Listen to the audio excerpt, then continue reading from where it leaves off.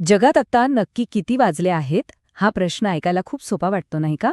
पण खरं तर याच्या मागे खूप मोठी आणि इंटरेस्टिंग गोष्ट आहे. म्हणजे विचार करा, जगभरातले अब्जावधी लोक एकाच वेळेवर सहमत होतात तरी कसे? आजच्या कनेक्टेड जगात तर वेळेला किती महत्त्व आहे. म्हणजे बघा ना, विमानं उडतायत, स्टॉक मार्केट सुरू आहे, आंतरराष्ट्रीय मीटिंग्ज होत आहेत. ह्या सगळ्या गोष्टींसाठी वेळेचं एक परफेक्ट सिंक्रोनायझेशन लागतं. मग हे सगळं जमतं कसं? यासाठी एक ग्लोबल सिस्टम तर हवीच, पण ही सिस्टम नक्की आहे तरी काय? तर ह्या जागतिक समस्येवर एक खूपच छान उपाय शोधून काढला गेलाय. एक अशी सिस्टम जी अख्ख्या जगाला एकाच वेळेच्या धाग्यात बांधते. आता आपण हेच बघणार आहोत की ही सिस्टम नक्की काम कशी करते. या सगळ्या जागतिक वेळेचा जो बेस आहे तो म्हणजे ग्रीनविच मीन टाईम. आपण याला GMT असंही म्हणतो. सोप्या भाषेत सांगायचं तर हाच तो रेफरन्स पॉइंट आहे ज्यावरून संपूर्ण जगाची वेळ ठरवली जाते. तर ही जी वेळ आहे ती एका काल्पनिक रेषेवरून ठरते. विचार करा, एक अशी लाईन जी उत्तर ध्रुवापासून थेट दक्षिण ध्रुवापर्यंत जाते आणि ती बरोबर लंडनच्या ग्रीनविचमधनं जाते. हाच तो झिरो पॉइंट आहे जिथून जगातले बाकीचे सगळे टाइम झोन्स कॅल्क्युलेट केले जातात. बरं, हे झालं ग्लोबल स्टँडर्ड. पण हे एखाद्या देशावर, समजा आपल्या भारतावर, कसं लागू होतं? चला, हेच समजून घेऊया. तर आपली इंडियन स्टँडर्ड टाईम म्हणजे IST ही GMT पेक्षा बरोबर 5.5 तास पुढे आहे. म्हणजे बघा, जेव्हा ग्रीनविचमध्ये दुपारचे 12 वाजले असतील, तेव्हा आपल्या भारतात संध्याकाळचे 5:30 वाजलेले असणार. एकदम सोपं गणित आहे. पण ही वेळ मोजण्याची टेक्नॉलॉजी नेहमीच इतकी प्रगत होती का? अजिबात नाही. याचा प्रवास तर खूपच इंटरेस्टिंग आहे.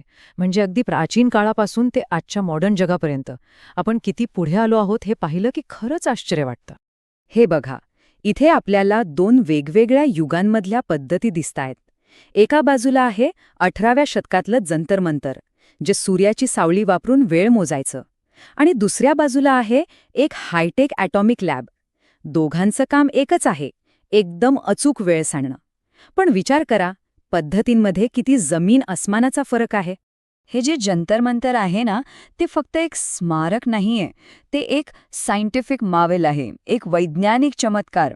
जरा विचार करा, त्या काळात फक्त सूर्याच्या प्रकाशावर अवलंबून राहून सेकंदापर्यंतची अचूक वेळ मोजणं ही किती मोठी गोष्ट असेल. म्हणजे बघा, प्रवास कुठून कुठे आलाय. सूर्याच्या सावलीवरून वेळ मोजता मोजता आपण आता अणूंच्या व्हायब्रेशनपर्यंत म्हणजे कंपनांपर्यंत येऊन पोचलो आहोत. कमाल आहे. चला, आता जरा वेळ मोजण्याच्या या आधुनिक आणि सुपर ॲक्युरेट पद्धतींबद्दल बोलूया. खरं सांगायचं तर याच पद्धतींमुळे आज आपलं जग इतकं बदललं आहे. ह्या ॲक्युरेट टाईमच्या बाबतीत अमेरिकनची एक संस्था आहे, NIST. ती जगातली सगळ्यात भारी मानली जाते.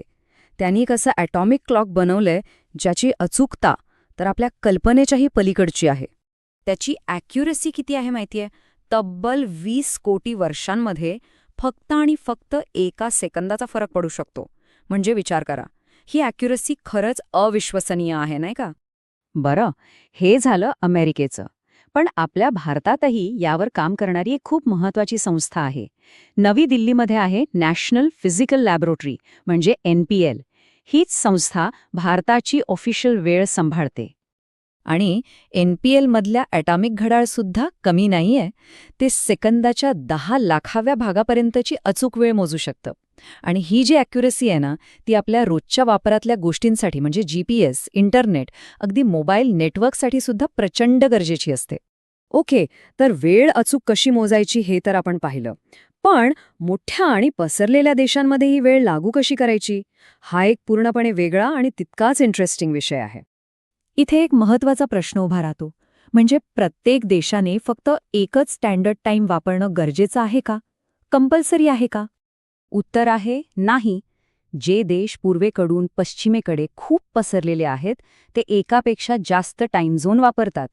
उदाहरणच घ्यायचं झालं तर मेक्सिको, न्यूझीलंड, अगदी चीनसारखे देश. हे सगळे आपल्या गरजेनुसार वेगवेगळे टाइम झोन्स वापरतात. आणि हाच प्रश्न आपल्याला एका विचारात पाडतो. ज्या देशाचा पूर्व-पश्चिम विस्तार प्रचंड मोठा आहे, तिथे फक्त एकच वेळ ठेवणं खरंच पुरेसं आहे का? म्हणजे तिथल्या भूगोलाचा आणि लोकांच्या लाईफस्टाईलचा विचार केला तर एकाच वेळेमुळे सगळ्यांची सोय होते का? हा एक असा प्रश्न आहे ज्यावर नक्कीच विचार करायला हवा.